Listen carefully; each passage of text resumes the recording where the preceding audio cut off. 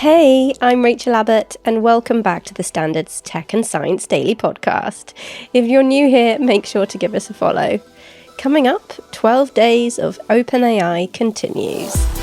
But first, a giant hiccuping star has been documented for the first time in the final stages of its life before exploding.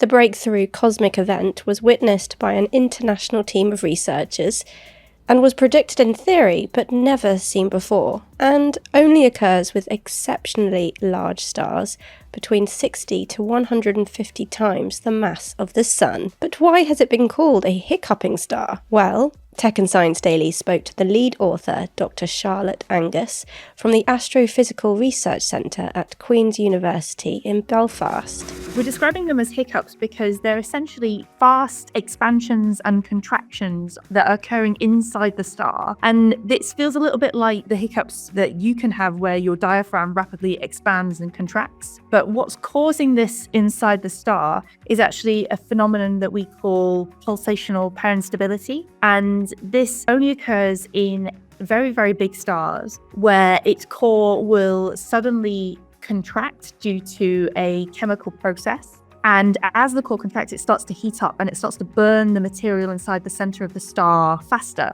As it starts burning through that material, it starts to heat up the core, and that causes the core to expand. And the energy that it releases basically drives a pulse throughout the star, and that pulse causes the star to expand and contract really quickly. And as it expands and contracts, it throws a layer of material away from the star. So it's like a hiccup, but with consequences. The team used telescopes around the world in Hawaii, Chile, South Africa, and the US to track the supernova. And in doing so, we were able to find this series of hiccups that occurred within the star kind of in real time. Like we saw the shells of material that get thrown away from the star. Sometimes they collide with each other and that causes lots of light to be emitted. And we caught that light kind of in action with those telescopes. Because we caught it in real time, we were able to get more observations with bigger telescopes to obtain something called a spectrum. And this is basically just splitting the light that comes from the source into lots of different wavelengths, and those wavelengths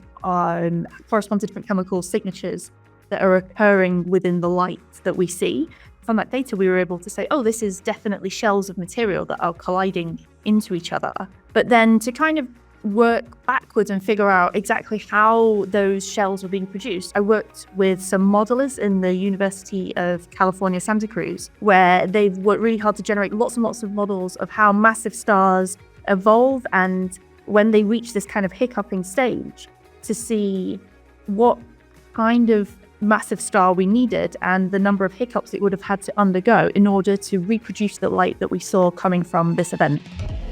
An article on the findings has been published in the Astrophysical Journal. I'd like to call it a breakthrough.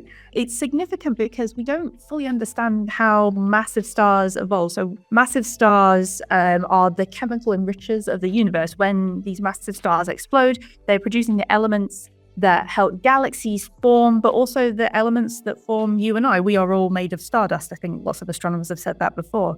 But we don't actually understand how these massive stars live their lives, how they evolve, how they grow up, and how they eventually die is still somewhat of a mystery to us. And this particular phenomenon, this pulsational pair instability phenomenon, has been predicted for probably about 50 or so years now, but we've never been able to properly confirm that this is what is occurring within these exceptionally big stars. But because we were, for the first time, able to kind of observe this whilst the pulsations were occurring, it means that we can confirm that this phenomenon does occur within massive stars, and therefore our models of stellar evolution are correct, which is really, really exciting. Next, a new study published in the Lancet Psychiatry has pulled together all studies on treating ADHD in adults to find out what is actually the best treatment for patients. ADHD has a number of treatments. Usually doctors recommend medicine or therapy. Usually a combination of both is thought to be best. This is arranged by a specialist, so a pediatrician or a psychiatrist, and a GP will usually be keeping an eye on your treatment. There's 5 main types of medicine for ADHD. Some of them need to be taken every day, and some can be taken more occasionally. Generally, the recommendation is that this isn't a kind of long-term fix. People should eventually come off their medication once their symptoms improve. That's the London Standard's health reporter, Dan Keane. Experts from the University of Oxford and the University of Southampton examined 113 trials involving more than 14,800 people. So what researchers were looking to do in this study was look at how well symptoms were controlled 12 weeks after someone started treatment, and they based this on both doctor and patient reports. What they found was that stimulants are the only ADHD treatment which can reduce symptoms and are well tolerated. Only doctors came back saying that talking therapies, mindfulness, things like that, were better than a placebo. Next. Even artificial intelligence software is getting into the Christmas spirit as ChatGPT continues what the company has dubbed 12 days of OpenAI. No advent calendar chocolates here though, sadly.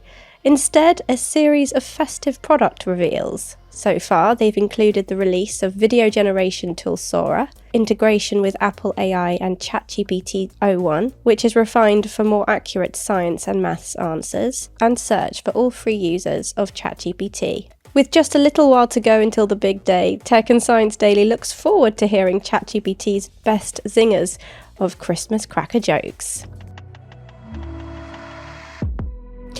Let's go to a very quick break. Coming up in part 2, new guidance as research reveals some air fryers may be spying on you.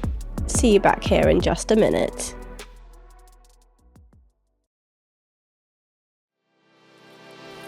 Welcome back. This week, the Information Commissioner's Office announced they would be issuing new data protection guidance on devices to manufacturers after a report in November by Which found some air fryers collect information on their owners. The report revealed that 3 brands requested to record audio on their owner's smartphone, but the companies failed to specify why they wanted to do this. The report from Which also highlighted other examples of tech devices to be aware of. We're talking about all sorts of smart devices here, whether that is kitchen appliances, whether that is connected TVs, whether that is wearable technology that some people are using.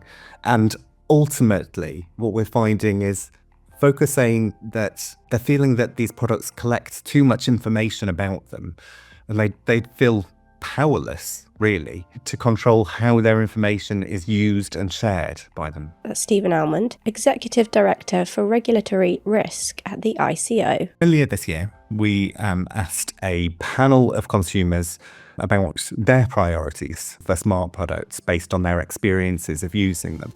And they wanted manufacturers to do 4 things in particular. They wanted them first to improve their security standards. They wanted them, second of all, to make it easier to understand what information was going to be collected about them and why, so that it would help them choose which products to buy. Third, they want manufacturers to make it easier for people to control what information is collected, both when they set up a product and during its use. And then fourth, they wanted these devices to make it easier for people to exercise their rights, such as requesting that their data is deleted at the end of its use. So that's why we're working on this guidance for manufacturers of smart products. It's going to be out next spring, and it will really set out what we expect manufacturers to do to comply with the law in this area, and in turn protect people who are using these products. There is no suggestion of illegal behaviour by any of the companies mentioned. And finally, the RSPB have announced what they are calling major nature wins for 2024. A few of just some of the wins include the closing of sand eel fisheries, which has thrown seabirds such as puffins a lifeline, the comeback of one of the UK's largest spiders, a fen raft spider, and even the impressive comeback of the extinct spoonbill wetland bird, known for its spoon-shaped bill. The charity is highlighting successes to show what can be achieved with conservation efforts, even as it warns of the challenges nature faces like climate change. They're calling on the government to urgently invest in action to save species and habitats. You're up to date. Tech and Science Daily returns tomorrow. For all the latest news, head to standard.co.uk.